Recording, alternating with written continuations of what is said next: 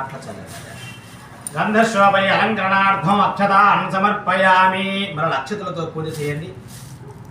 ఆయనేత పరాయణే దూర్వారోహంత పుష్పణే రథాస్య పుండరీకాని సముద్రస్య గృహాయిమే శ్రీ మహాగణాధిపతయ నమః. దూర్వాక్షతే పూజయామి. మనస్సులో అమ్మ గం గణపతయే నమః అనుకుంటూ పుష్పాల అక్షతలు పూజ చేస్తూ ఉండండి. ఓం సుముఖాయ నమః. ఓం ఏకదంతాయ నమః. ఓం కపిలాయ నమః. ఓం గజకన్నికాయ నమః.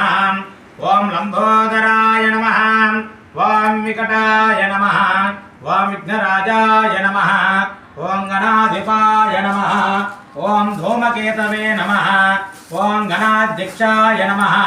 ఓం బాలచంద్రాయ నమః. ఓం గజాననాయ నమః. ఓం వక్రతుండాయ నమః. ఓం శూర్పకర్ణాయ నమః. ఓం హేరంబాయ నమః. ఓం స్కందపూర్వజాయ నమః. ఓం సర్వసిద్ధిప్రదాయకాయ నమః.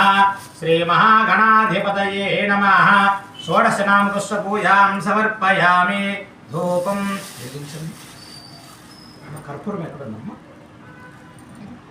కర్పూరం విడిగా ఇంకా విడిగా ఉన్నదా? ఇంకా ఉన్నాయా? ఇంకా